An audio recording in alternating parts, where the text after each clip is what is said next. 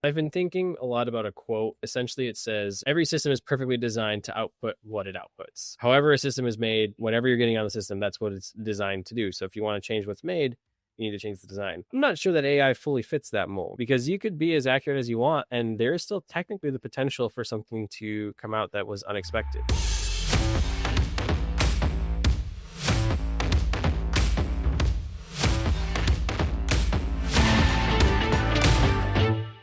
Hello and welcome to Building Brand Gravity. I'm Ann Green. I'm CEO and principal at G&S Integrated Marketing Communications Group. And I'm Steve Halsey, one of the principals and chief growth officers of that same group, and welcome you to our latest episode of Building Brand Gravity.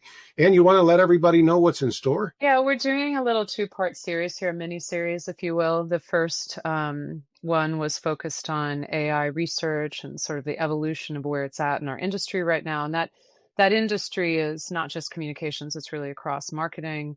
And then for today, we're going to be speaking with one of our own in the group, who I'll talk about in just a moment, discussing about how we go from AI exploration really to enablement, especially in the context of some of our largest sectors. So I'm excited to build on the conversation we had last time, Steve. Yeah, it should be great. And Greg is always a great interview, great friend of the pod, as I like to joke.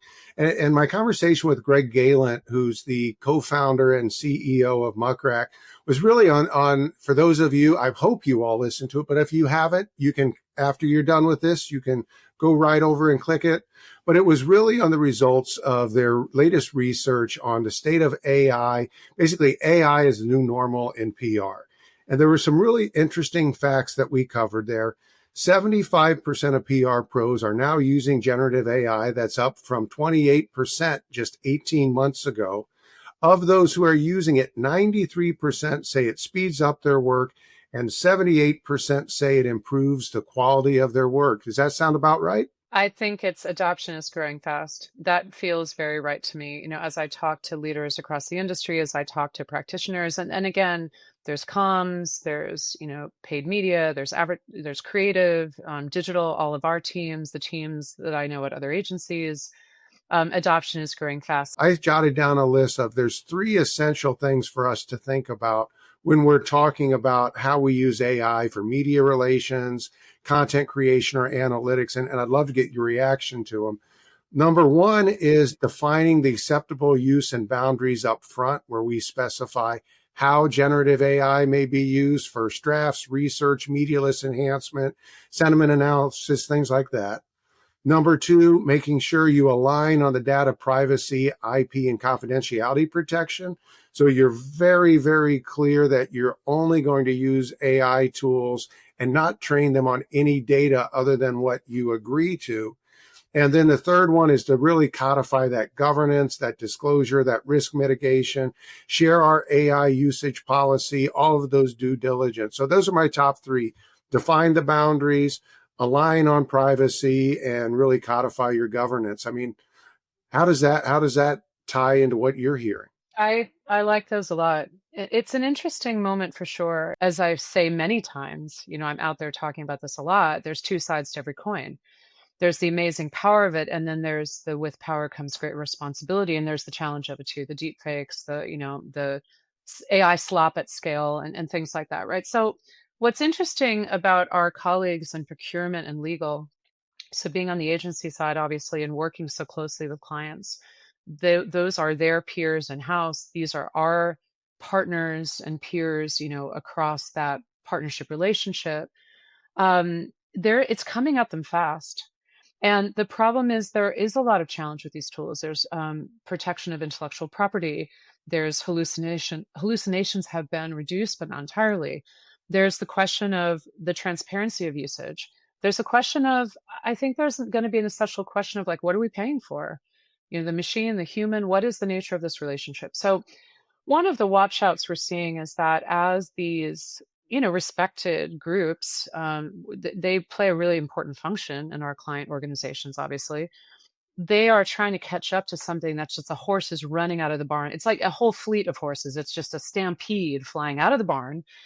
And they're trying to catch up to put it in language and legal documentation and questionnaires to be like, how are you using this? So in some cases, we're seeing organizations that are very large come back with AI addendums that are huge, long, and overly restrictive, because the fact is AI is baked into everything. I mean, I got my little phone right here, it's everywhere, and it's baked into the tools, and it's being baked in ways Greg would say this, where it's changing every day. So those overly detailed and restrictive and kind of saying, well, you almost can't use AI at all, it's just not feasible. And I think those groups know that.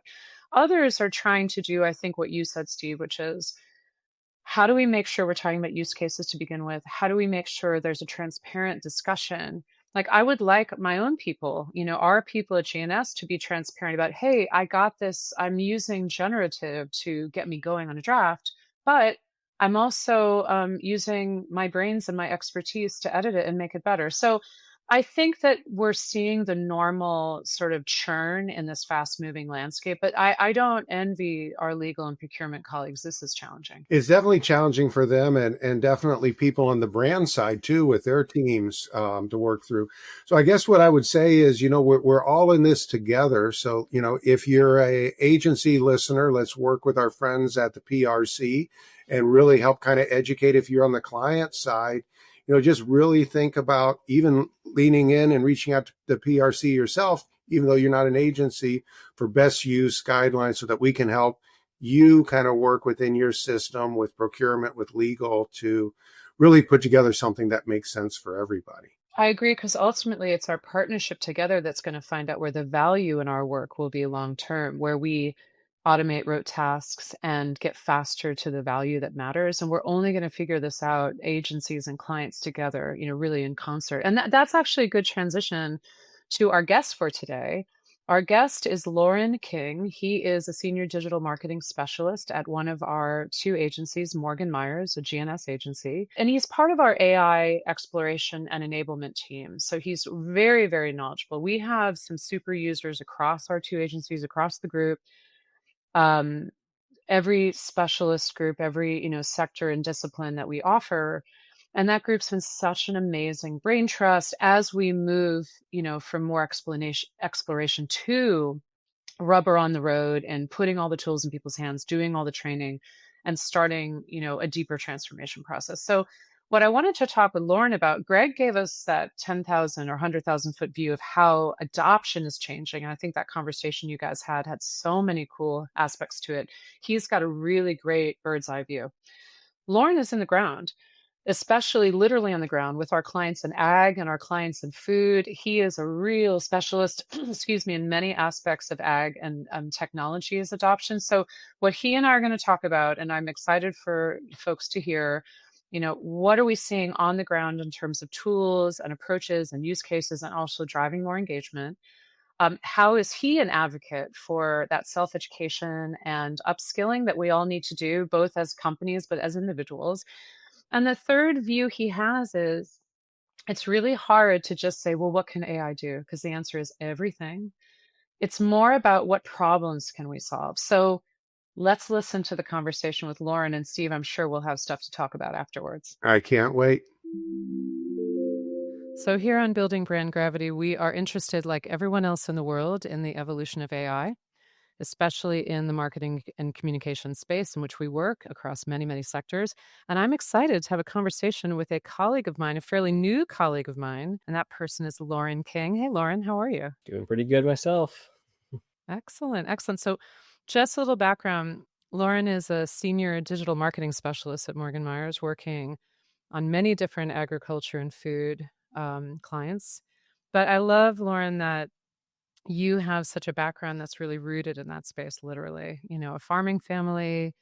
You were growing up in southwest side of Michigan. And I think what's really interesting for this conversation is not only is Loren a specialist in digital and all those pieces, very much an integrated set of capabilities, as many of us work in today, but also doing things like chairing the American Farm Bureau Technology Advisory Committee and working with Agriculture Future of America Alumni Advisory Committee, speaking at, different types of venues that are digging into AI.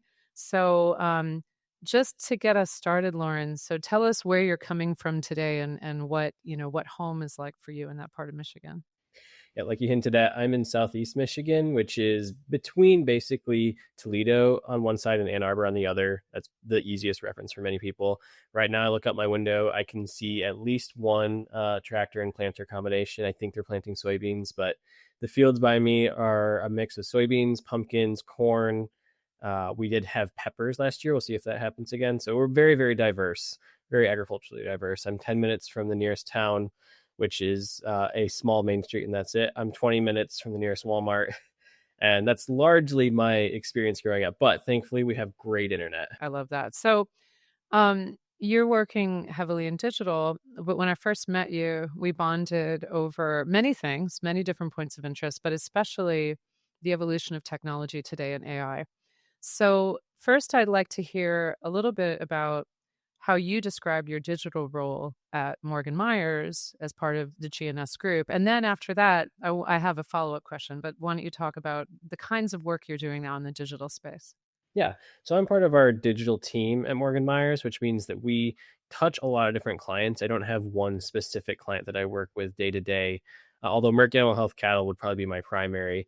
And my role specifically ties a lot into systems management, whether that's the back end of digital ads, our social listening capabilities, so tracking trends in real time, deploying AI when possible. That's been a big part of what I've done the last 6 months to a year or so, and websites, really anything that a system within digital touches is where I tend to specialize. So that can take the form of pushing out an ad campaign one day, the next day it's understanding how a client's product is viewed online, and then the day after that, having a conversation like this, focusing on how we can use AI tools in different ways within Morgan Myers. I love the agency context and especially the kind of role you play because it is so diverse. And it's also naturally keeps you as a learner. You have to continuously learn and grow. So, talking about learning, and this conversation you and I are having is part of a small series we're doing on AI as part of building brand gravity. We've been having ongoing conversations. It's something I'm obviously very interested in, as you know. But I want to go way back in time because it was so interesting talking to you about this and preparing for this conversation. When did you start your AI journey? What was the thing that alerted you to this coming wave? So, as a kid, we always had stories with robots and even Star Wars and examples like that. But when it really hit me that AI could be something that could be used was around 2013. And a lot of people don't know that Google basically pioneered a lot of the innovations that make tools like ChatGPT and Copilot accessible and available today. So they were doing some work. There was blogs coming out kind of explaining the underpinnings of how this all works. And this is far beyond what I could understand at the time, but it got enough press and buzz that I was able to take a look, start hearing words like LLM or large language model for the first time. And when I looked at it, of course, even though it was in a language I didn't really speak, which is algorithms and data science, my interest was piqued because I didn't realize that you could actually do anything with artificial intelligence. To that point, I thought it was something held in Asimov novels in the future of Star Trek. I love that. I mean, that was 12 years ago. And clearly, there's many folks out there, maybe some of our listeners, that understand that AI has been out there developing for quite a long time, not just theoretically, but practically. But I love the idea that your journey has been so long and that you started to try to get hands-on right away because you and I have a little bit of an age difference. I'm going to assume you're quite young, 12 years ago. I had started hearing about it as well. And I think it's interesting to think back to that moment, as you said, like, what did you think it was? So when you first heard terms like large language models, or you first heard terms about the idea of AI, I don't know if generative AI was used in that context then, but AI overall. In common. Yeah, I feel like that has been, especially ChatGPT, one of the biggest innovations. The common nomenclature of generative AI is something different from maybe predictive but when you first heard of large language models and AI overall back, when you were a teenager still, what did you think it would be and what you could do with it versus how you're seeing it and using it today? What's that delta between the two? Yeah. So when I was hearing about it, it was very much within the realm of academia that it was being considered and deployed and where I was thinking it would be used. So I'm picturing, giant Excel files with millions and millions of lines, letting some type of machine learning tool loose to analyze it and find some trends, or maybe being able to go back and review what has already existed or apply government statistical analysis to data coming out of the USDA, those types of intense situations, not something that the everyday person would probably run into very much, almost validating existing data more than creating. I do think that I read a little bit about creating images to the point of they thought it wouldn't really ever work because there was no way to make the hallucinations coming out of an AI tool cohesive in a way that somebody would actually get what they want. You could make something, but it didn't actually make any sense. Kind of like the early days of DALL-E. I'm sure if you experimented with it, you got some really interesting stuff. I've got some saved on my phone, but for me, it just seemed like it would be stuck in the realm of academia and statistical research, and it wouldn't ever be something that I could truly see myself using, my dad using on the farm, or deploying in a business context. I was very cool. I think my version of that is, in the sectors I've worked in, which are many, including agriculture now, which I love engaging in, and you have so much depth there. But I would see it in terms of health and medical innovation. So things like high throughput screening, which is critical to the drug discovery process, things like other types of, like the way that AlphaFold is working on protein folding. And so I was thinking about it more in the scientific context too. And it's very interesting now to see it leap into a space that is really transforming everything we touch. I think the other piece for me that made a lot of sense is there was such a buzz, even almost that far back, about big data. If you might remember, that was such the buzzword. There's always a buzzword, but big data was the thing. And I think what the issue was big data was there, but what do you do with it and how do you deal with it, especially when the big data is big, like you said, the USDA stats or data points. So, I really resonate with that. So there's been so much going on and the evolution is so fast. Like you said, if you created pictures in DALL-E a few years ago, they are quite amusing compared to what it can do today, which is there were some interesting ones. Yes. And all the weirdness with human form and human hands and all the stuff we know, right? It feels like so long ago, but it was only like a year and a half ago. But when you see everything that's evolving, and you and I talk about this a lot, and our AI enablement team across both GS Business Communications and MorganMyers talks about this, what are to you some of the most notable and important evolutions that you've been tracking that you think are really material to the work you do and that we do? Well, we actually have one that's new as of today or within the last 24 hours, which is OpenAI focusing ChatGPT as an everything app, going beyond search and creation into, I'm not sure if you've seen their shopping edition that they have. Yes, so they're integrating with Shopify and they're going to be recommending products based on very specific search terms. No ads, only going off of the metadata of the product and your personal preferences from your prior time using the tool. So that'll primarily apply to paid accounts. But if I have been doing a lot of researching for a trip to Italy, it'll incorporate my preferences when I then ask it to recommend a bath towel that fits for a beach and can go into luggage. It's a big change, and it's a reason to not leave the app. It's a reason to have better SEO if you're working from a marketing perspective, because that's going to be really, really important. And it changes the way that consumers are going to interact, but it's also changing how I'm going to interact with a tool like ChatGPT, or Copilot will have it before too long. Everybody else will as well. Another one that comes to mind is integrating with other apps. We're still on the edge of what that looks like. I can't log into my Facebook account through ChatGPT yet. I can't log into my United Airlines account through ChatGPT or Copilot yet. But once you can, that's when eventually you get to agentic tools, which I'm sure we'll touch on a little bit more, but making my digital life more cohesive and having an assistant. So taking the shopping side and becoming an everything app is one, connecting to all your other apps is the other. Those are the two that I've been paying the most attention to. I think those are so material to our work and to our lives as humans. I mean, that's the thing. This is going to be woven in absolutely everywhere.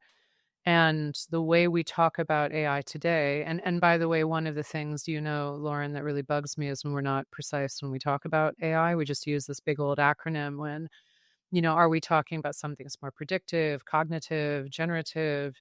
But the fact is that it will be that inside everything and sort of the web that connects us in a way. And it is interesting. You talked about SEO. There's been so much discussion recently about, is this the end, the death of search engine optimization? I tend to be very skeptical when anyone says something is dead, because it's usually alive somehow. My agency life would have been gone a long time ago if I listened to all of those things, because we're still here. But this idea of AI optimization, how are you optimizing for the large language models and how they're crawling the web in a very different way and how they're ingesting information. And so I love that you're thinking about that from a digital perspective, because our clients absolutely have to think about that, right? Absolutely. And not just SEO, but how SEO and your imagery work together. It's a little bit of a unique experience, but we've been developing a chatbot for a client that connects to food.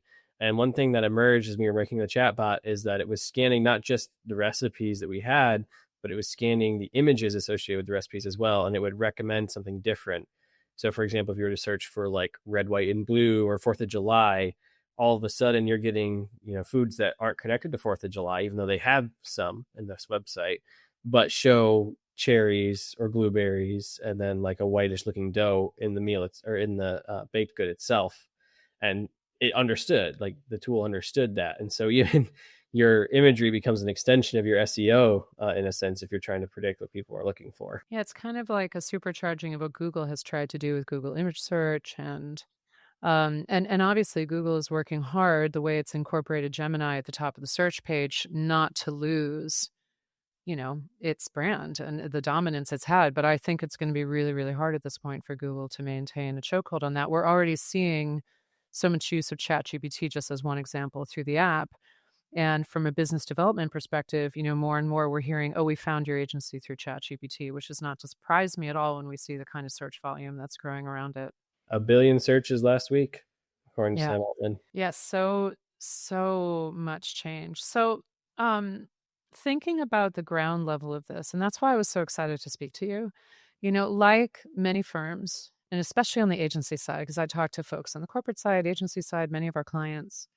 We don't have a lot of restrictions on the agency side about how we experiment. We have very specific guidelines. As you know, Loren, I'm very focused on ethics. We've been part of the PR Council's work in ethical use of AI for communications, respect intellectual property. We're very careful about IP protection and also the ownership of creatives, how things are being used, right? So we take that really seriously. But in terms of experimenting on the upside, there's very little to hold us back. So what I wanted to talk to you about today was really that ground level. How do digital and marketing and comms professionals, how are we benefiting from use of AI in our day-to-day work? How are we exploring? And what are we hoping our colleagues do, say at G&S and MorganMyers and other places? And, I see it as there's the working smarter, not harder. There's solving persistent problems and pain points. There's knocking out those rote tasks where you're like, this is taking way too much time. I need an assistant to do this.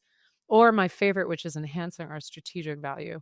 So when you think about your workflows and those of your peers, what are some of the either tools or platforms or workflows enabled by AI that have really changed your workday? The easiest is something that a lot of people probably wouldn't consider, but really has been a game changer for me, which is automating a very repetitive task of receipt analysis. We have a lot of receipts come through social media that need to be split out. For those not familiar with an agency structure, you're often going to split an amount on a receipt between different jobs or outlines, each with their own budgets, if you will. And because social media platforms don't have the ability to easily update how a receipt comes to you, you're kind of getting everything at once. So if I'm running 2 different campaigns, they're both going to show up on the same receipt. Well, as a result, somebody needs to go through that and figure out how much money goes where, and then note it for processing from our financial side. It sounds very boring, and it can be very boring, especially, but it can also be a lot, because we have campaigns where we'll launch, all of a sudden $20,000 or $100,000 in a month. And when we're limited in the size of the receipt, that's 100 receipts we have to process. So we have a custom GPT that's trained to analyze receipts and provide a naming structure and the math that we need only for us. So it's trained in the style that we're trying to go for. It uses the structure we want. It's trained on our examples. It does not connect to the internet in the traditional sense, only through a GPT interface. And although it's only 10 receipts at a time, it's a game changer for me. My personal estimation is a 30 to 40% increase in processing speed, more if there's only a couple different jobs at any given time. But we have receipts that can go up to 7 jobs.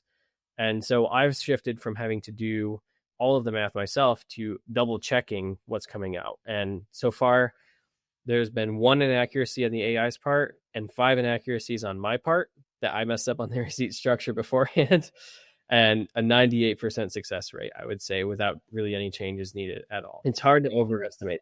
Yeah, I love that example because that's an example of a persistent problem. It's kind of shocking to me. I mean, no shade to the social media companies, but the way the billing structure and the receipts come. Well, I am throwing a little bit of shade. It's okay. Throw the shade. Crazy from a business perspective that this is still how the billing is done. And for any paid media teams, we have the MorganMyers team doing paid media. We have the G&S Business Communications team doing paid media. It really is a burden. So I think you've hit those buckets of knocking out rote tasks and solving for persistent pain points. The other thing this brings up for me is the idea of AI as an agent that assists you. And I think, we've thought in terms, so we had to learn to think about the internet as an entity. Then we had to think about kind of that social internet. Then we thought about apps. We got trained to think about things from an app perspective, not just through mobile. It came through mobile, but now it's like even apps, you think about it even in a desktop perspective in a way. So now we're being trained to think about agents, right? So how would you define for our listeners, hopefully people are following this, but how do you think about that word, either app or agent, in the context of some of the things that you're starting to build and use? So for me, an agent I would consider as something that can persistently make its own decisions, whether that's allowing it to operate off of its own schedule, control a specific piece of software. There's a little bit of nebulousness when it comes to what is an agent, and I think that's okay because this is all still so new that we're not going to have like exact definitions. But it helps, even in the name itself, anybody largely understand what it is. Think of an intern who you trust enough to do a specific task. For me, I'm exploring a lot of ways that we can set up agents either for creating projects, building out things ahead of time, or on our social listening side, which I help with a lot, that could be competitive analysis. So repeat competitive analysis, just updating me on key trends ahead of my chance to actually review the results that are coming in. So it's almost priming from an almost real-time perspective my work as I go in to understand a competitor and what our clients need to know on them. So still looking at the structures for those. Yeah. Definition, a way of thinking about it. And you're right. I think we're reaching toward that and we're hearing what the promise of that will be.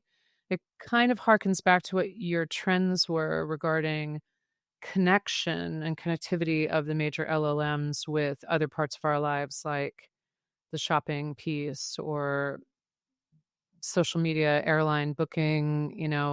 One thing that's funny about those connection points is I actually ran into this week is with the note-taking apps like Otter and Read.ai, and how you open the door a tiny bit and they're in there connecting to everything, and suddenly you have a Read.ai reader showing up to your Teams meeting before you get there. And I'm like, I did not intend this, my friend, but thank you so much for being so aggressive. Yep. Getting emails saying, oh, here's your recap of a meeting, not even realizing that the assistant was plugged in there, which double-edged, but so far has been beneficial.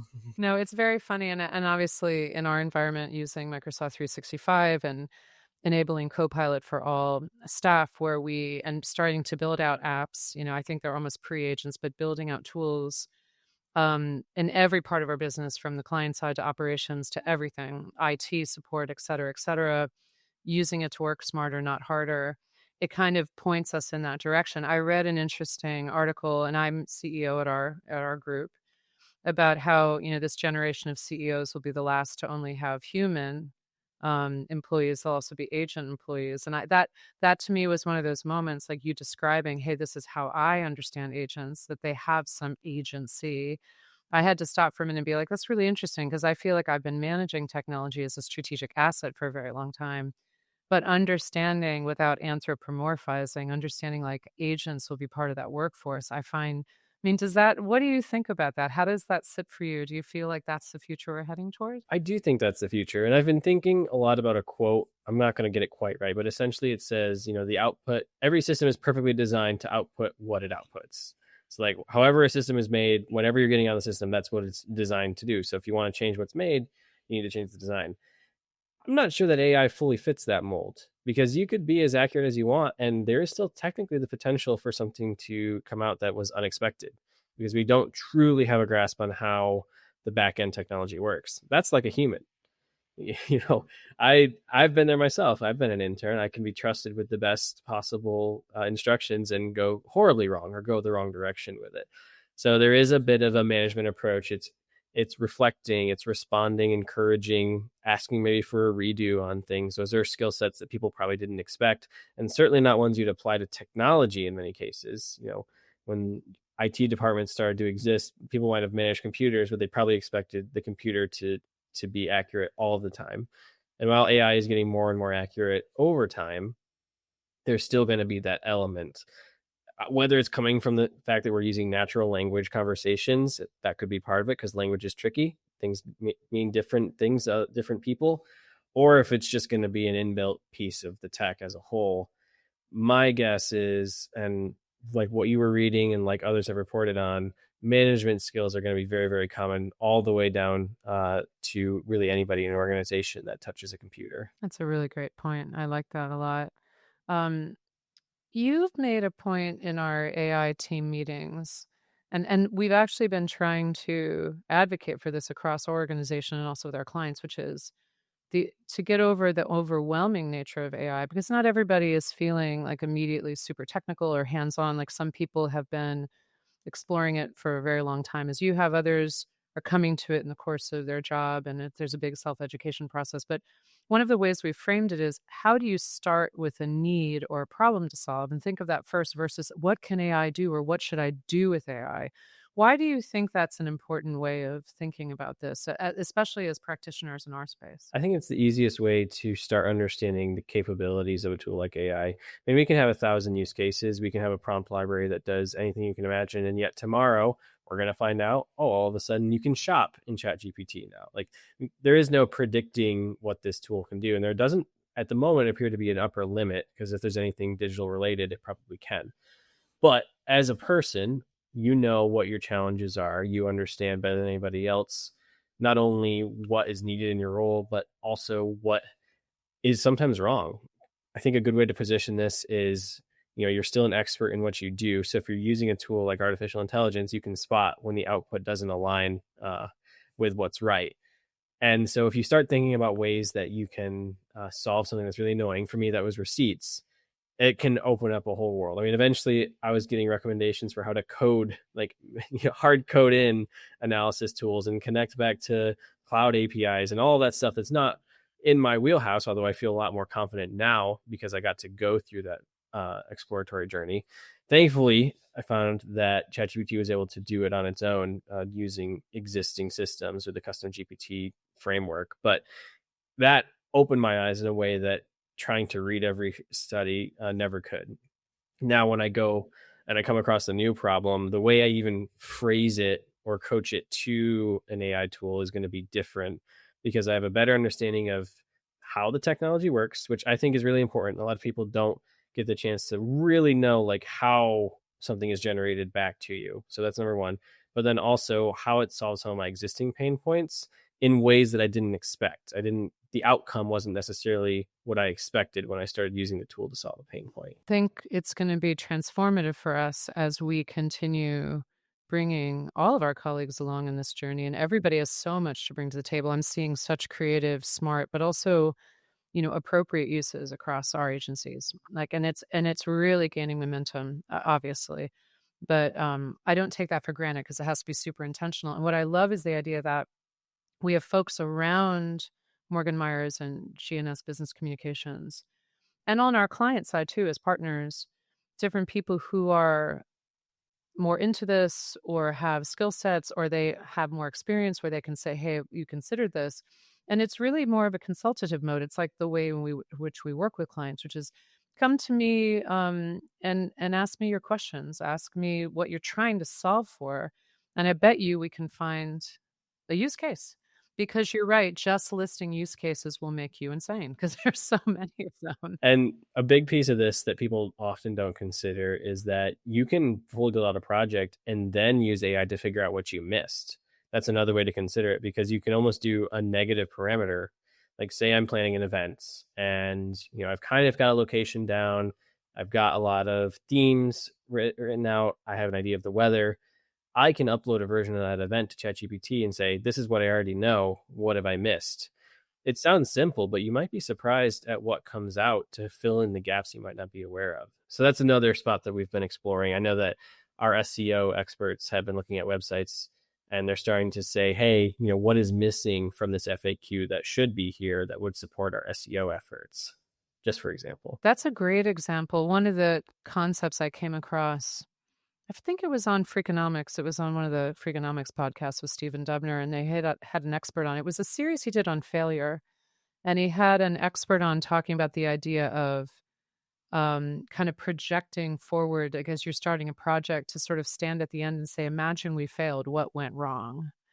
And I think that to me is a trick of the human brain to get you out of the box, like the metaphorical, I'm in the box. Like, how do you get out of the box, which is a real pat thing. But there's a real reality to that, which is I need to get like physically, mentally in another space.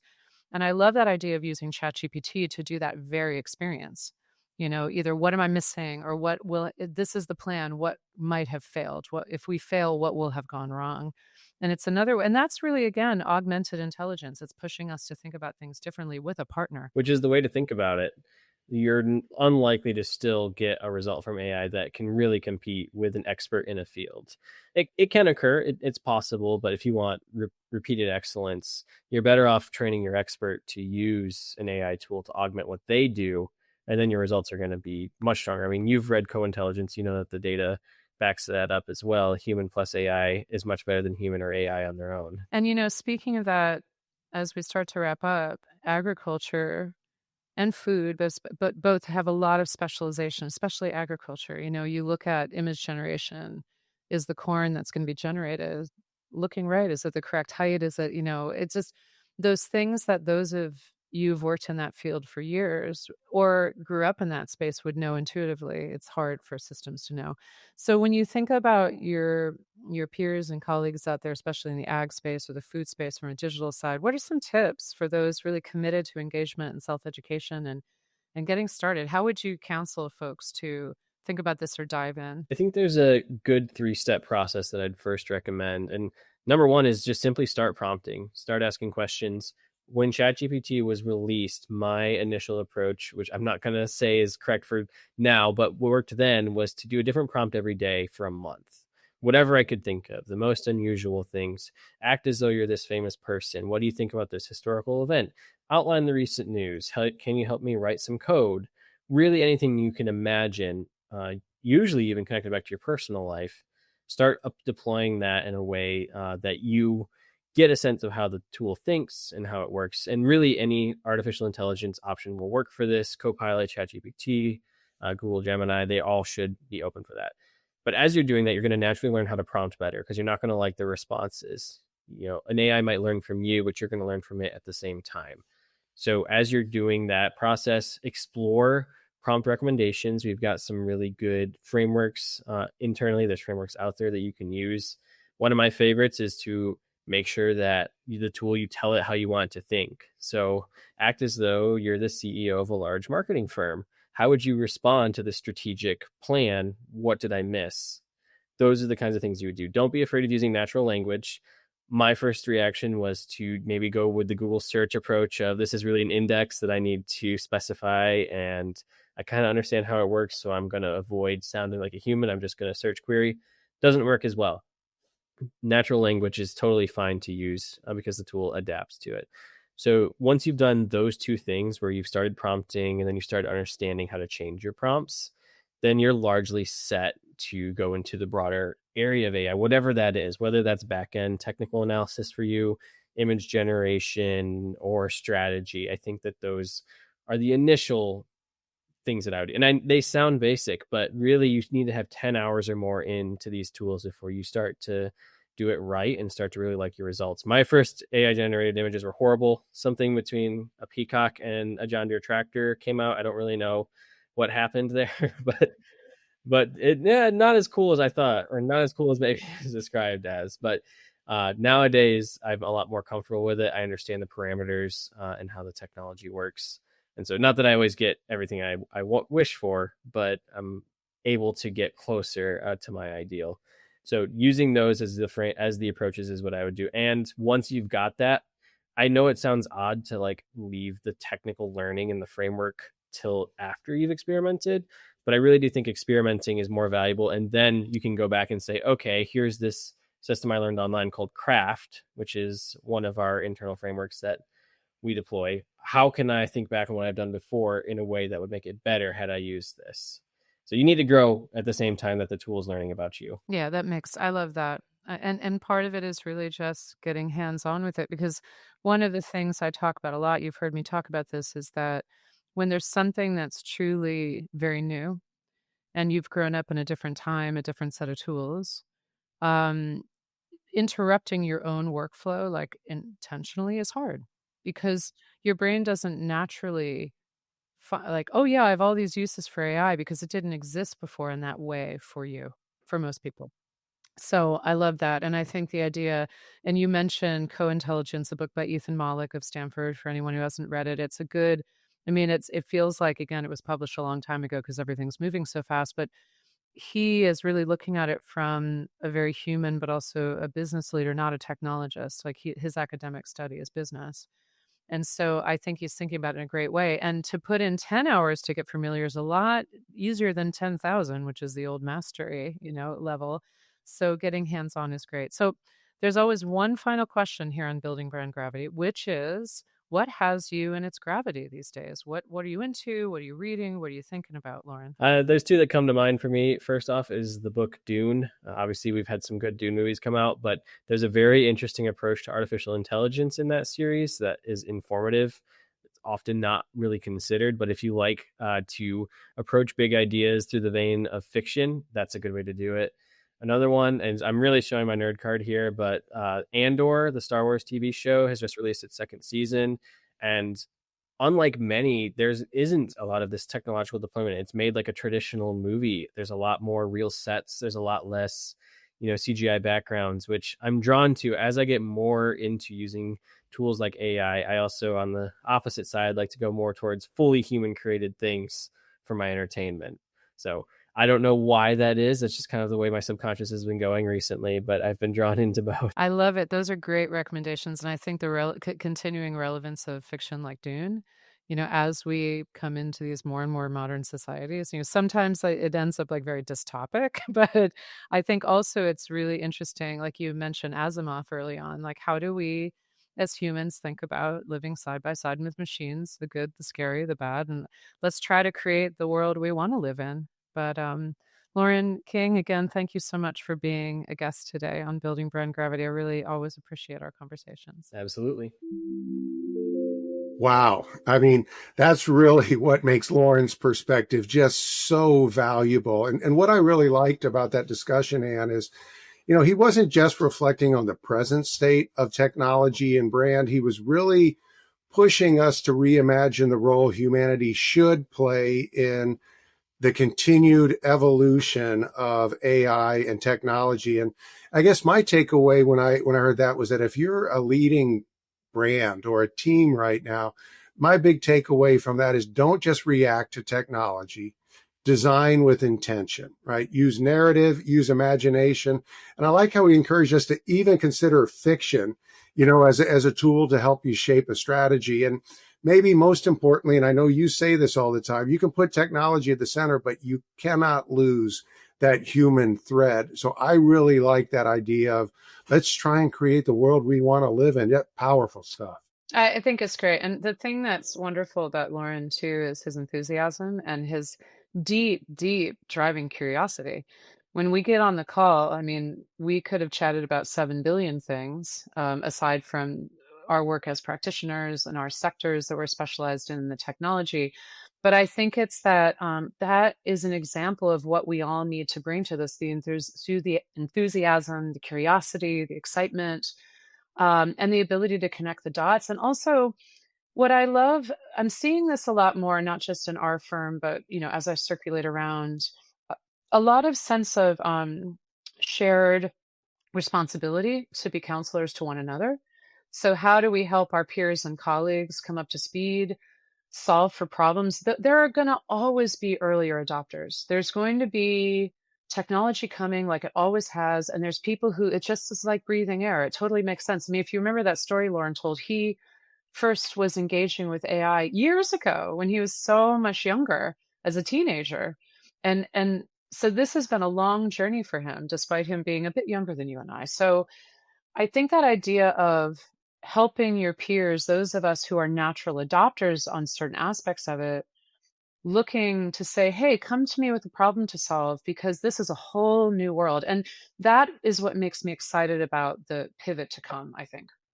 Well, and it also struck me as I was just hearing you talk right now, you had made a comment. We do every year an employee survey and a road show, and Anne made a comment that she said, we are going to be the first generation who is not just going to manage humans.